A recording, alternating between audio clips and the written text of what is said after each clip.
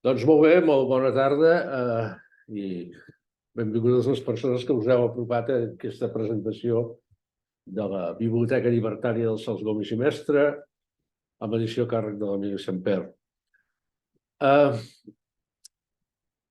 Intentant fer una mica de presentació de per què aquest llibre i de per què és útil i feia falta que es fes un llibre com aquest. El primer que segurament cal pensar és si el fet de que un folclorista d'aquest temps de renaixença catalanista, escriptor, divulgador científic, autor de llibres d'escola i folclorista, fos, a més, un difusor de les idees de la Primera Internacional, de les idees llibertàries. Tot plegat això és una anomalia, és una curiositat, és a dir, hem de tenir de tot i hi ha d'haver el personatge que trenca tots els esquemes i que és diferent.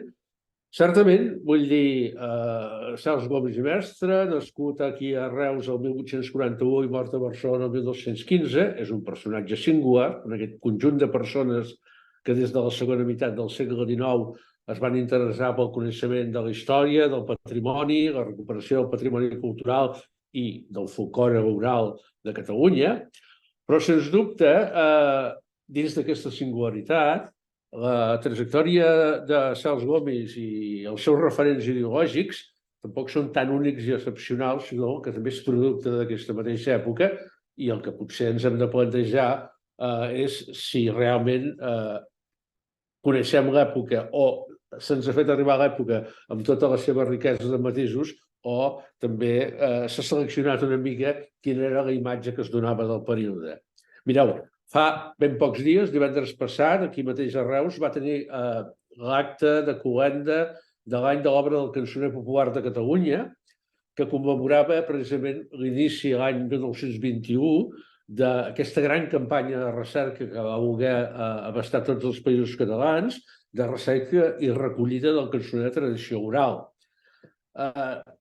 Aquests mesos o aquestes setmanes, amb el Jaume Ayats, que era el coordinador d'aquest any del centenari de l'obra del cançoner, havíem constatat i havíem explicat moltes vegades, o intentàvem explicar, ho explicava ell i llavors em posàvem exemples a nivell més local, doncs, per exemple, del Priorat, que és la zona que ens coneixem millor. El cançoner popular, als anys 20 i 30, van trobar allò que buscaven. Direu, evident. O sigui, van trobar el tipus de cançoner i el tipus de folklore oral que buscaven, a partir d'una imatge prefigurada o pensada prèviament de com havia de ser el país o com havia de ser la cultura popular. Realment es constata que es van trobar un país que no era el que s'esperava. Era un país amb força més misèria, amb unes classes populars a vegades amb unes condicions molt més difícils, i malgrat això, l'obra del cançoner popular, que sens dubte és un gran exemple de recollida de materials de l'oralitat d'un valor excepcional, una experiència única a Europa, és una selecció en la qual els equips d'investigació, normalment formats per un músic i algú que notava la lletra, amb coneixements, evidentment, de literatura, fa selecció en funció, doncs, no sé, que les jotes no són prou catalanes o que alguns textos tenen massa castellà entremig o que diuen massa paraulotes. Perquè al cap, als anys 20 i als anys 30 del segle XX, encara dominava, els anys 20 i els anys 30 del segle XX, i no sé, podíem anar bastant més cap aquí, dominava una imatge de la Catalunya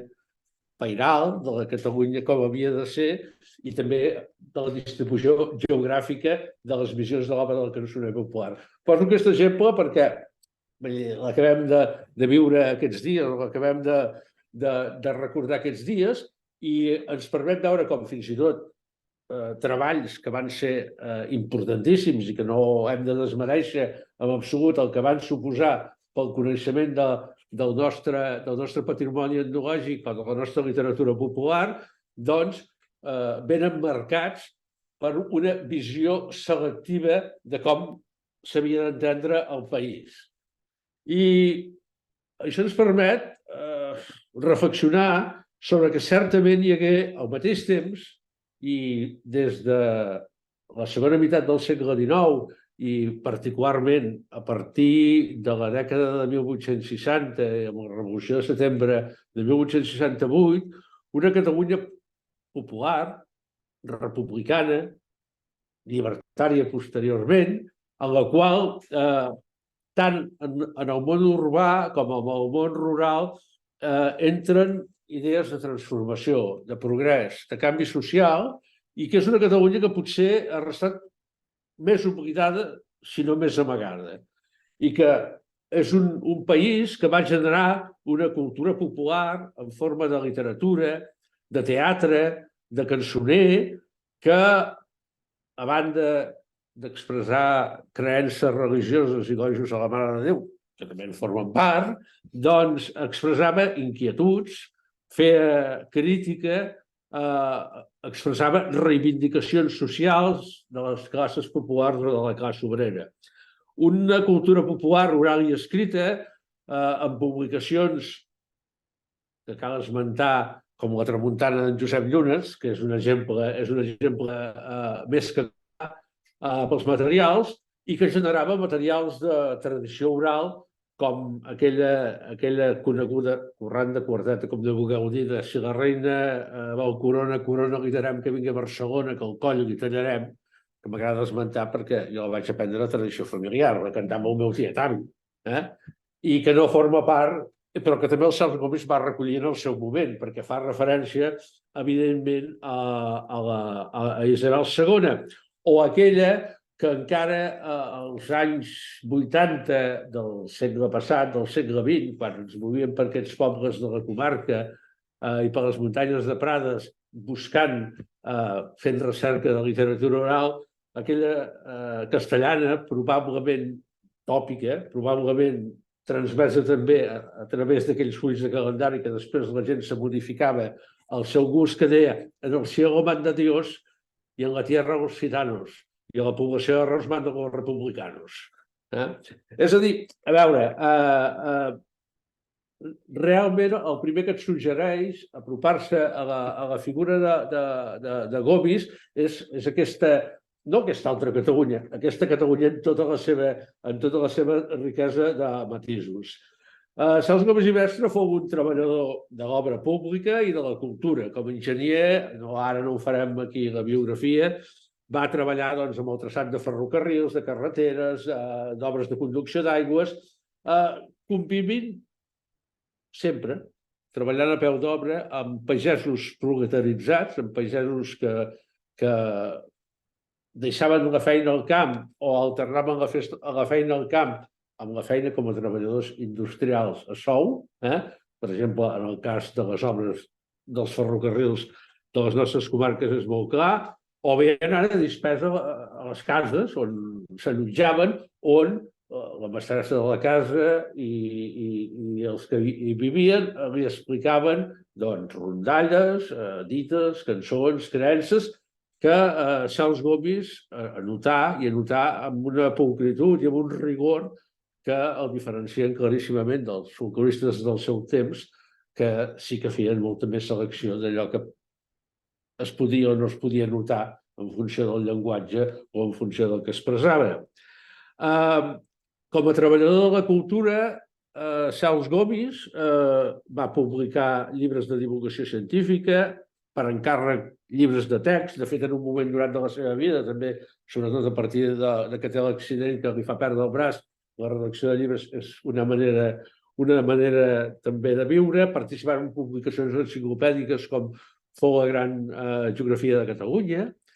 I clar, dir que Sergi Gómez era un treballador, encara que fos un treballador que per la seva posició de coneixements, segurament es va guanyar bé la vida, però és una persona que tota la vida va treballar. I això també ens permet situar. En tot cas, no era un rentista, no era una persona que vivia de cap mena de renta, sinó pel contrari, va ser una persona que no va parar de moure's aquí i allà construint, participant en la construcció d'obres des de que va néixer, des de que era jove fins a la seva mort, doncs, que, com us dic, doncs, va fer més treball de despatx. Va néixer el 6 de gener del 1841, tot i que la seva família va marxar aquí a Reus, tot i que la seva família va marxar molt aviat a Madrid, on Cels Gomis va passar la seva infantesa i on va fer els seus estudis com a enginyer de camins. Sembla que es posà a treballar fins i tot abans d'acabar formalment la carrera i, de fet, les primeres activitats, diguem-ne, professionals que se li coneixen són del setembre de 1860, quan tenia 19 anys. Per tant, vull dir, realment és així. A partir de 1862, doncs, ja es mou molt més per Catalunya i, de fet, tot i que va viatjar moltíssim per tot l'Estat, farà, doncs, de Barcelona, sobretot, el seu lloc de residència, sense oblidar doncs, que a vegades ho va alternar amb viure a Madrid, amb estar per Andalusia, etc. A la dècada de 1860, sobretot s'ocupà d'obres del ferrocarril d'aquestes comarques, com era el tren de Reus a Montblanc, en el traçat i construcció de línies de diversos trams de la línia de Reus a Saragossa, sobretot fins a la part de Favara, però també per la part de Girona o per part o a l'àrea de Granollers. Cels Gomis va mantenir força, per no dir sempre, la relació amb Reus, amb la seva ciutat nadiua. Jo diria que és l'exemple màxim del reusenc que no va viure mai a Reus. És que no sé si va residir més enllà de visites puntuals. En canvi, i fins i tot en els seus textos, és allò que quan parla de les seves identitats, és un home que, d'acord amb aquests principis ideològics que té, entén les identitats com a superposades i com a compatibles. Ell li diu, a Catalunya soc reusenc, però quan vaig per Espanya soc català i quan surto a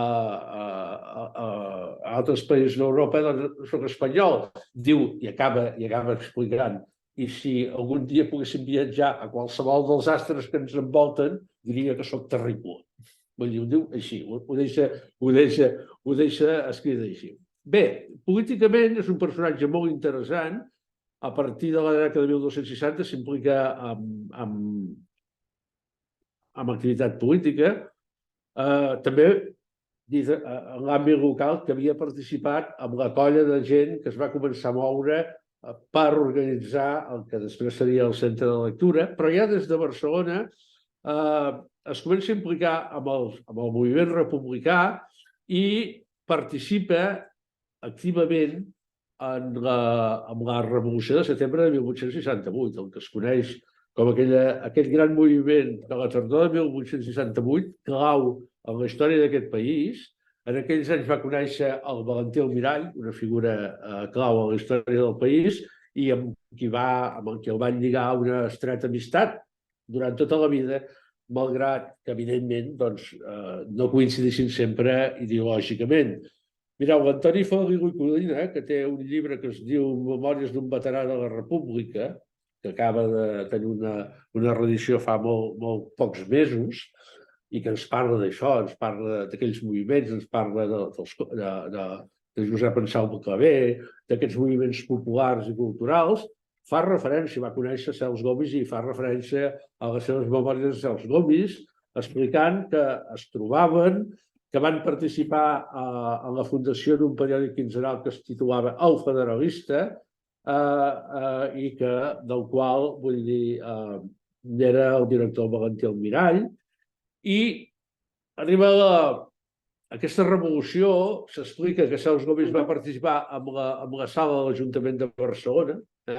Aquí sí que ens hem de moure una mica amb el que la memòria, la família diu sí, però només era per salvar els llibres. Això sempre ho explicava el seu net, el qual, amb una gran estimació pel seu avi, va tenir cura de conservar els seus materials i gràcies a això avui a l'arxiu d'aquí tenim una quantitat de material que, com sap, l'Emili ens ha estat molt interessant i molt important per treballar el període. La Revolució de 1868 va ser una revolució democràtica, més que social. No volia canviar el sistema, però sí que va obrir la porta a l'associacionisme, va obrir la porta a l'organització del moviment obrer. Era una revolució laïcista que propugnava la separació ja entre l'Església i el poder polític i que neix d'un pacte entre els sectors opositors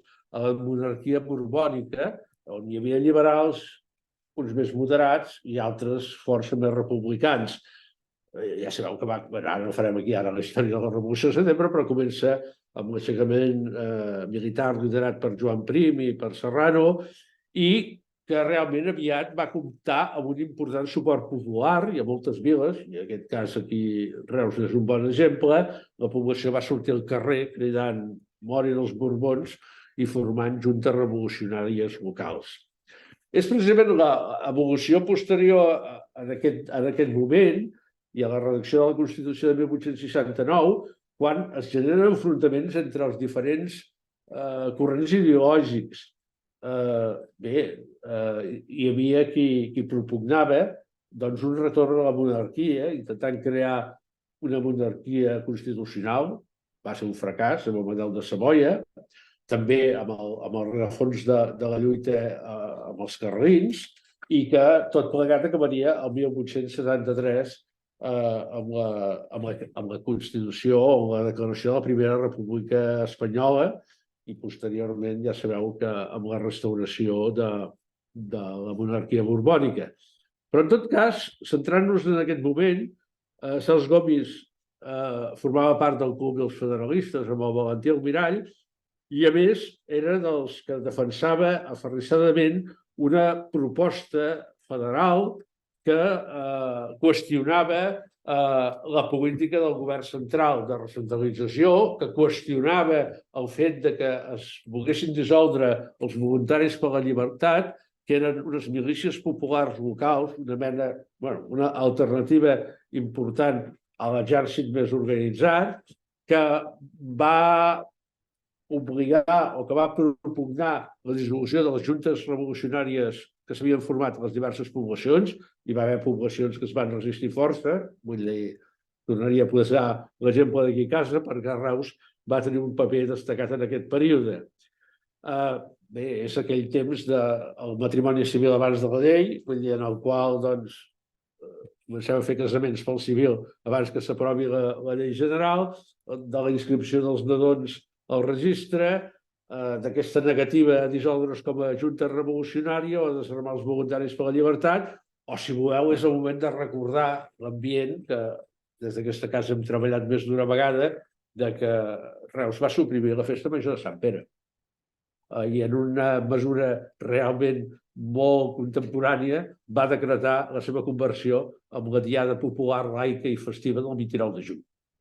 I va organitzar tot un programa que venia a ser el de sempre, tirar la tronada, tirar els gegants, demanar a les comissions de barri que fessin festa, però amb Sant Pere arraconat i amb els actes religiosos. És una petita joia que plàsticament va culminar amb el fet que la nostra geganta local, una de les nostres gegantes, la que representa l'europea, la Mitxena, va sortir amb gorro frigi a reivindicar la república i va ser l'expectació de la premsa d'aquell moment. Bé, us poso aquestes anècdotes perquè vegeu que realment és un fet important. Els republicans intransigents, a partir del que s'anomena el Pacte de Tortosa, ara hauríem de tornar a explicar la història d'aquell moment, es van oposar a aquestes mesures i van plantar cara, i fins i tot hi ha llocs on es proclama la República Federal, on es manté la negativa a la dissolució de les juntes, i en el cas, per exemple, d'aquí, la situació va acabar amb una ocupació de la ciutat per part de 500 homes enviats pel governador civil. Bé, és en aquest moment en el qual Cels Gomis, com a persona fortament implicada en aquest moviment republicà, acabarà marxant a l'exili. I haurà de deixar una mica Catalunya, i haurà de deixar una ciutat que encara en aquell moment o anys després serà considerada, i cito textualment una definició de premsa: Reus es quizás la población más librepensadora de España, centro de una producción industrial admirable y donde el republicanismo no es solo una aspiración, sino una tradición.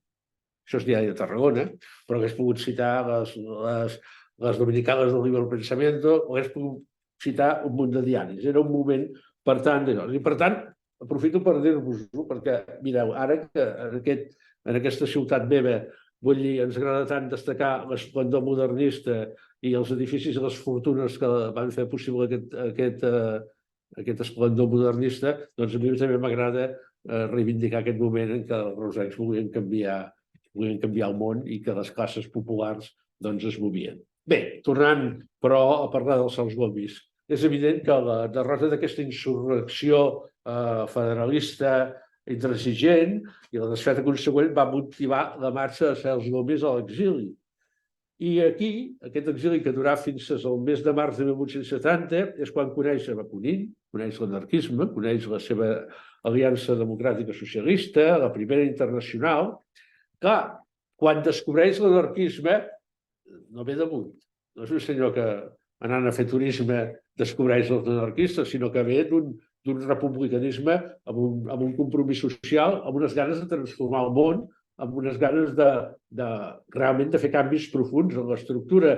I Europa es troba en un moviment social internacional que traspassa fronteres i que segurament pot veure com uns anhels de llibertat i de justícia social que van més enllà dels estats. Per tant, és com descobrir que hi ha una alternativa possible que Salgomis comparteix i així esdevé propagandista d'aquesta utopia de revolució social.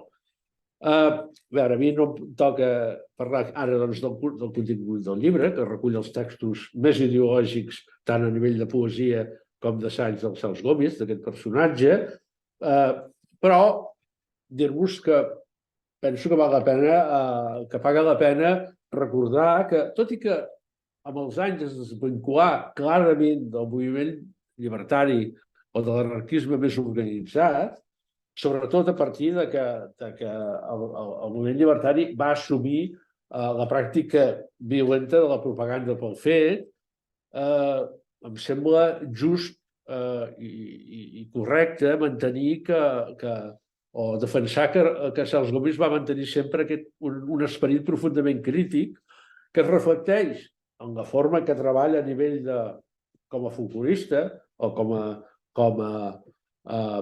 col·lector de cultura popular, pel seu enfrontament amb la religió, que veu sobretot amb el refús del dogma, hi ha una visió de la religió en la qual, posats a parlar de creences, no veu tan diferent allò que es fa en nom de Crist i del catolicisme com allò que es fa en nom de les bruixes i del dimoni.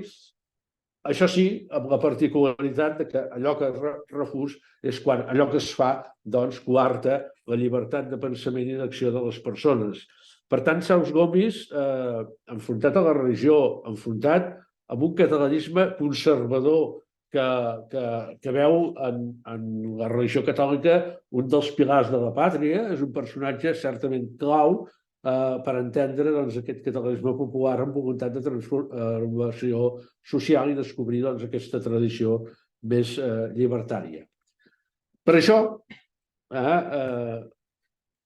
cal deixar clar que si Salgomis ha estat recordat com a excursionista, catalanista i folclorista, els seus ideals de transformació social, d'antimilitarisme, és profundament antimilitarista.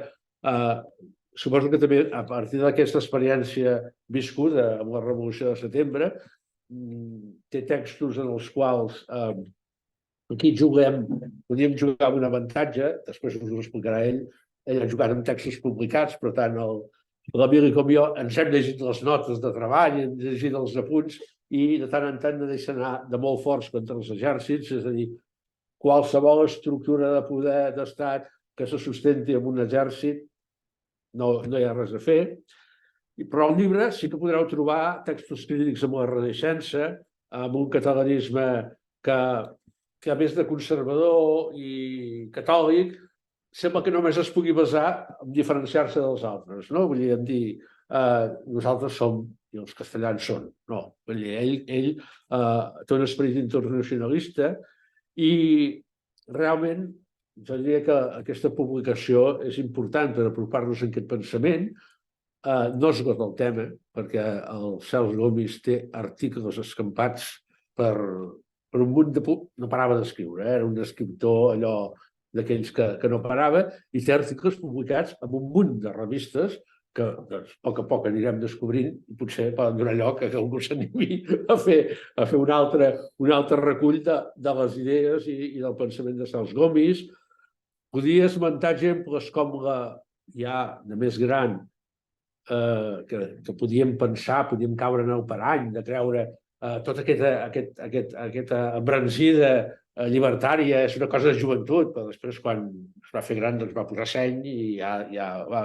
Bé, vull dir, jo us recomanaria llegir les editorials d'una revista quinzenal que va promoure i de la qual era director, estic parlant del 1907, per tant ja era una persona gran, que crea una revista que es diu Catalunya, que és una revista en castellà per explicar a la resta de l'Estat qui som i què volem.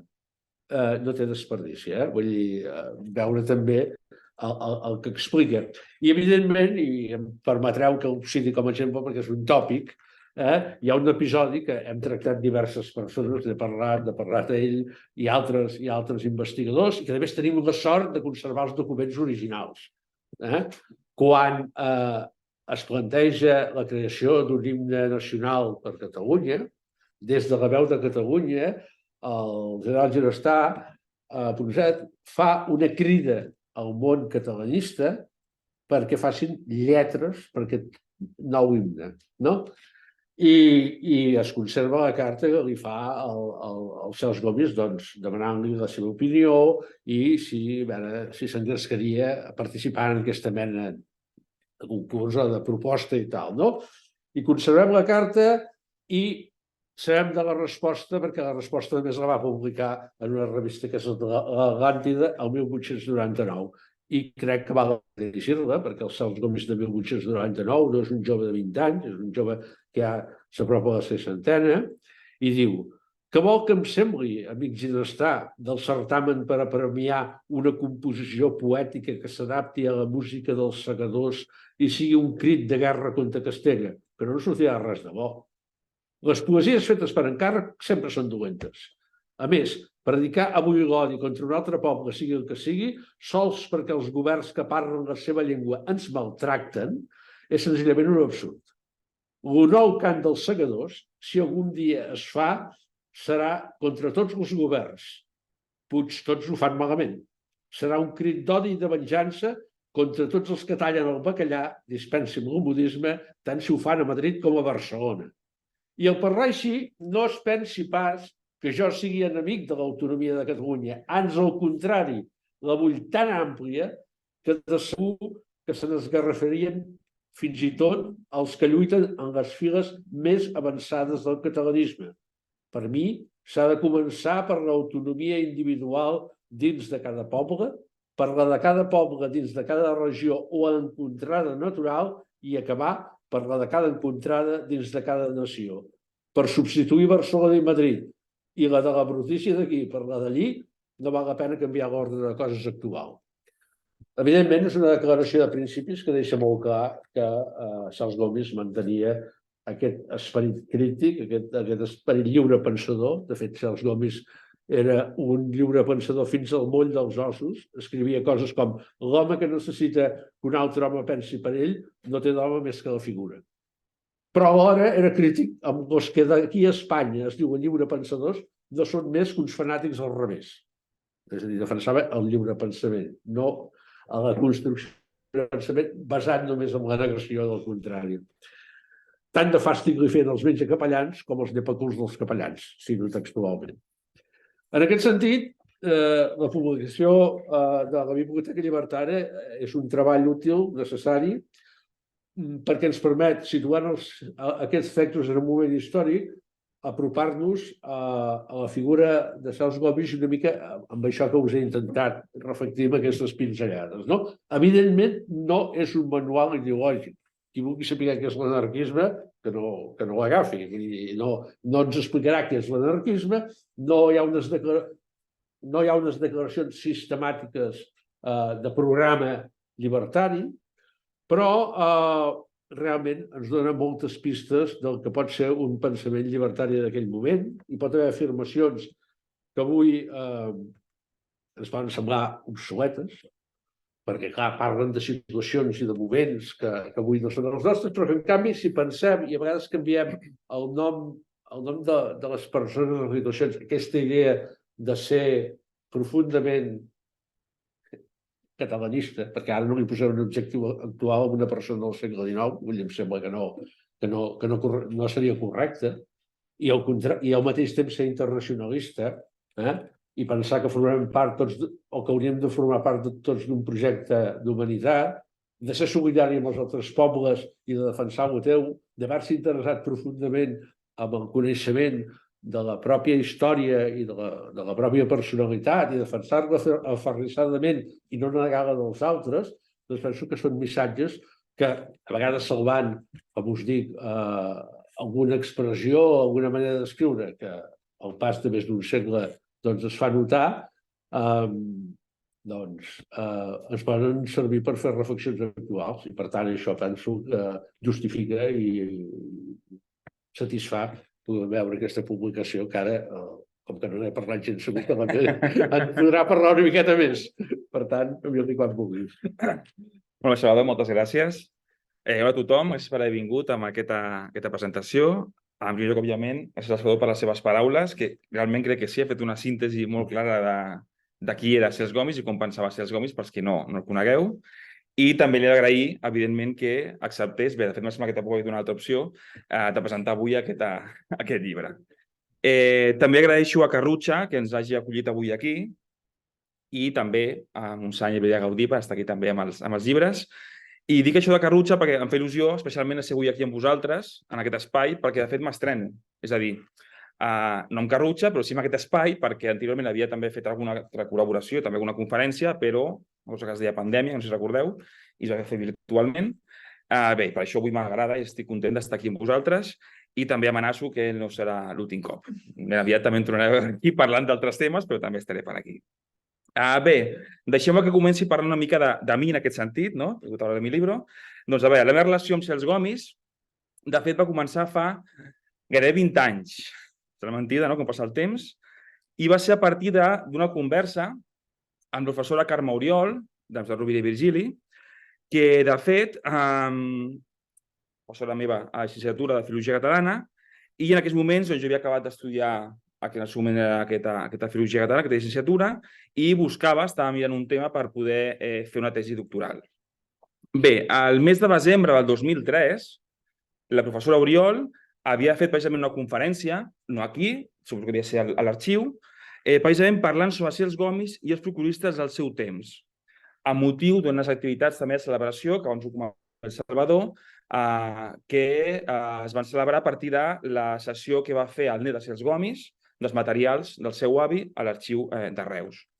Per tant, això, que no havia participat en aquestes conferències, com dic, parlant de Gomis en relació amb altres folcloristes.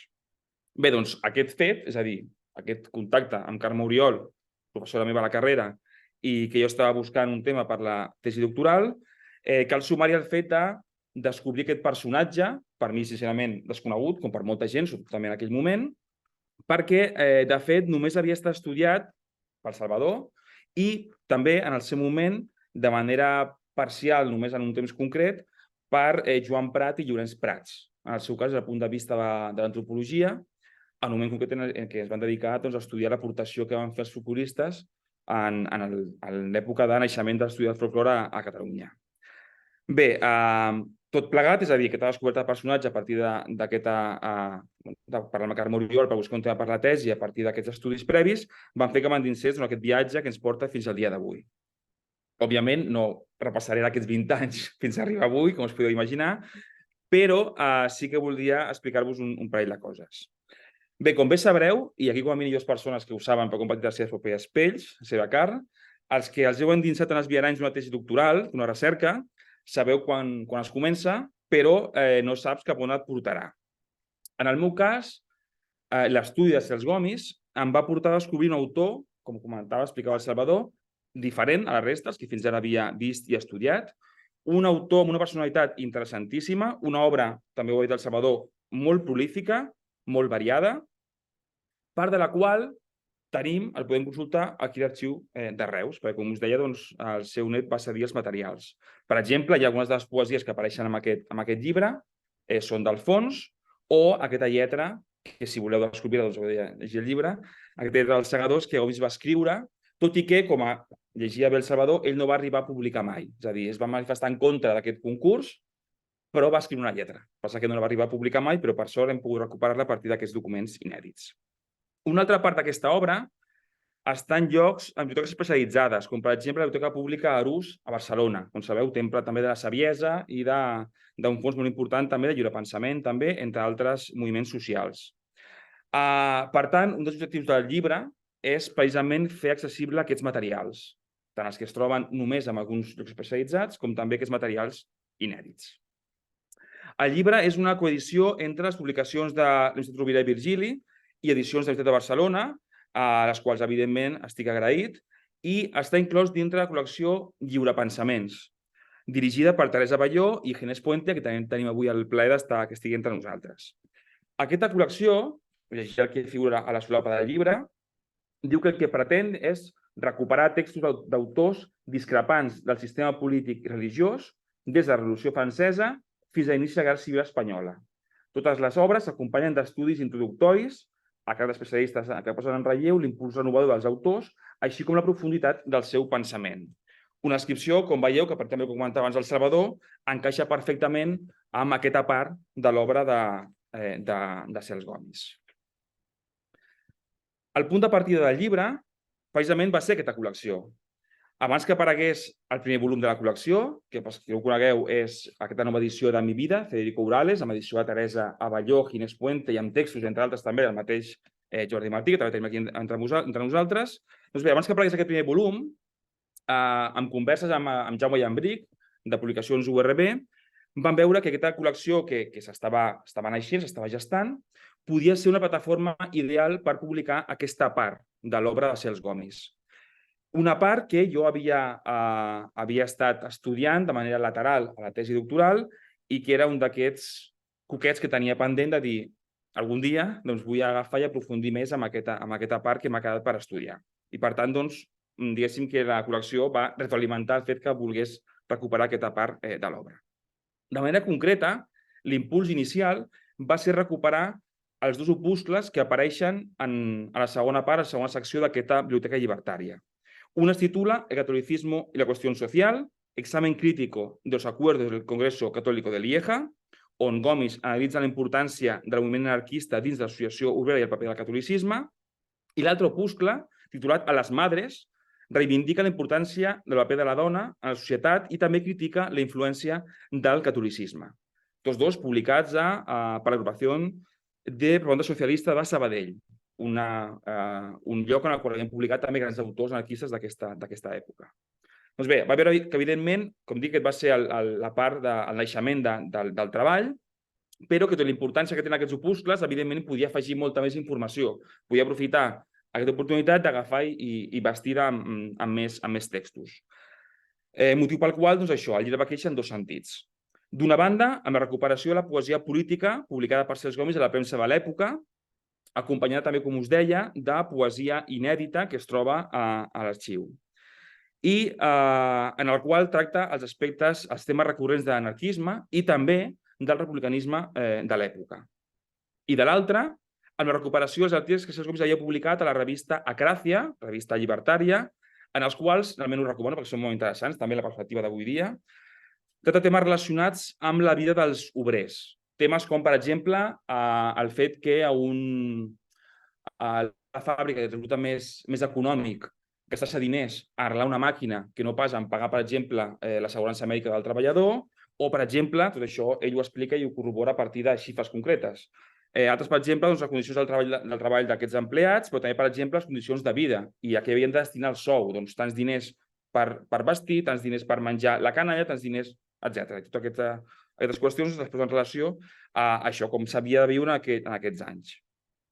Tot plegat ens porta, doncs, amb aquest volum, dividit en 3 parts que us he comentat, amb un pròleg escrit per Magí Sunyer, professor també del Departament de Filologia Catalana, especialista en literatura republicana, amb la qual cal relacionar aquesta part inicial de Cels Gomis d'aquesta poesia. I, encapçalat per un estudi que he fet, el que fa és situar el personatge dintre d'aquesta època i també situar aquesta producció de Cels Gomis, producció llibertària, dintre de tota la seva obra. Perquè, això també ho ha comentat el Salvador, és un autor en el qual, òbviament, no desconnecta cada vegada que escriu un tipus de text, sinó que el Gomis el trobem sempre de mateixa ideologia, de mateix pensament, tant si està escrivint un manual adreçat als pagesos perquè no els prenguin el pèl quan han de fer els contes, als manuals pedagògics adreçats a lectures per nens petits, com textos anarquistes o poesies, o quan, per exemple, relata excursions que va a l'altra punta del món a fer una excursió, per exemple, a Guadalajara, i en aquests moments també a vegades diu, doncs, ara mateix parlaria de les condicions dels treballadors que pateixen en aquests moments, però no ho puc explicar perquè estic escrivint un butlletí excursionista, per tant, ara això no toca, que diria aquell, no? Per tant, aquest temps el trobem sempre en tota la seva producció, aquests diferents vessants. Bé, de manera que en aquest volum, titulat per mi Biblioteca Llibertària, crec que recull aquest esperit més combatiu de Cels Gomis a través d'aquesta antologia de textos i ofereix una mirada d'un personatge, crec que a dia d'avui potser més conegut que quan jo vaig començar a estudiar-lo, perquè també he tingut la sort que, a part d'actes que s'han fet, també hem pogut recuperar part de la seva obra, hem pogut reeditar part de la seva obra, en el cas del folklore, sobretot. Doncs bé, ofereix una mirada, en aquest cas, del Cels Gomis encara més desconegut del que ho era ja com a folclorista. Perquè en aquest sentit també entraríem aquí en altres aspectes que no entrarem, però també, evidentment, hi havia també qüestions també de tipus personal, familiar, que intentaven també amagar aquesta part més llibertària del personatge. Escrivia Umberto Eco a les conclusions del seu manual Cómo se hace una tesis, i ell deia: quisiera concluir con 2 observaciones. Hacer una tesis significa divertirse. Això hauríem de matisar, però bé, en principi ho acceptem. I la segona diu: y la tesis es como el cerdo. En ella todo tiene provecho. Bé, aquesta és una frase que, de fet, m'he fet meva. Els que m'han patit, sobretot el meu amic Albert Ventura, doctorant, doncs ho sap, he repetit fins a societat. I en el meu cas, no entrem en detalls, òbviament, ara, us puc dir que és cert al 100%. El tema aquest del porquet, que s'ha d'anar destritxant i aprofitar, evidentment, absolutament tot. El llibre que presentem, aquesta Biblioteca Llibertària, és, de fet, una bona mostra, ja que el seu origen, com us deia, es troba precisament en aquesta tesi doctoral, l'origen per aquest interès d'aquest tema, però, òbviament, la feina feta aquí.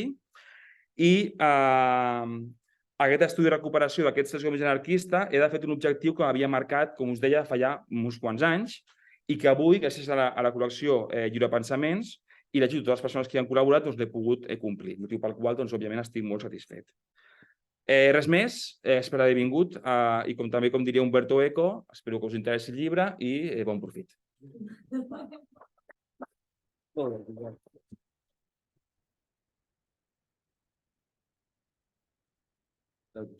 Molt bé.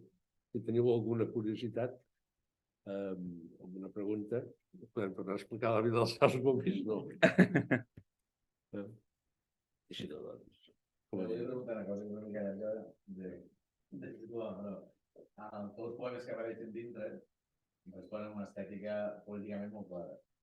Però hi ha una segona cosa que seria... O sigui, clar, estem als últims 30 anys últims 20 del segle XIX i aquí tenim la Renaixença que està, diguéssim, doncs, no agonitzant, però ja donant molt de sí.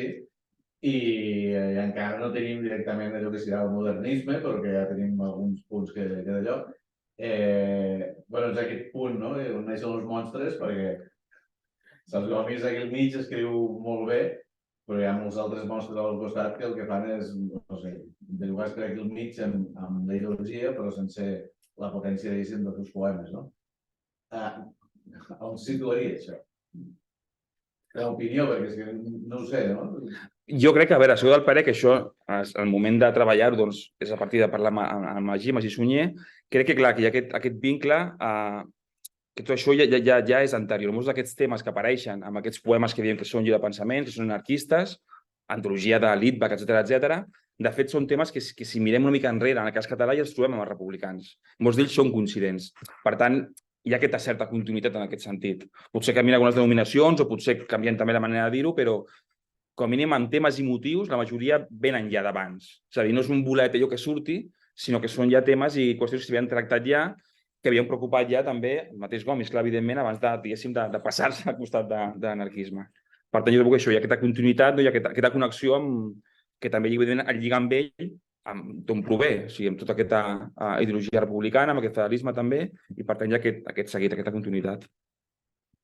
Si em permets afegir, jo penso que Gomis és un enamorat de la poesia popular, del folklore, com no vulgueu dir. Té un llibre que vam recuperar a nivell d'homenatge, perquè és una obra menor, que és el Bades i Capvespres, en el qual bàsicament són quartetes que podien ser fulls de calendari, diguem-ho així, que reprodueix aquest tipus de corrandes populars. Però, i es veu també en el recull que inclou la publicació que avui presentem, doncs retorna sobre, o manté temes que són en aquells moments claus amb la literatura popular, les cançons dels carregaires, les cançons de la gent que treballa al ferrocarril, aquests romanços que són alhora el mitjà de transmissió més popular que hi ha de les notícies i de la informació, però també és una eina de denúncia important, com són altres textos. Per tant, jo penso que influeix molt aquesta connexió que té amb la forma en què s'expressa la gent i amb allò que pot interessar a la gent, no? Vull dir, el tema aquest de les cançons de Carraire és un bon exemple, no?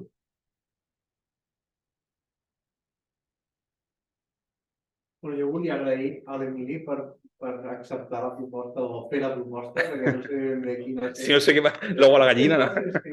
I però també al Salvador, perquè a Vida el vam presentar aquí també, i ara a Carrutxa s'ha convertit en la seu també de lliurepensaments, perquè el següent número serà de la Dolors Marín sobre la Josefina Mainadé, que era una espiritista, bueno, i potser també podríem... Segurament. Sí, no? Ha estat un quico, Segurament, perquè la Dolors forma part una mica de l'equip i de la família. Avui al matí estàvem conspirant, o sigui que sí, que pot ser un lloc, sí, em sembla. Doncs molt bé. Doncs us sembla deixar-me així. Gràcies per venir. Vinga.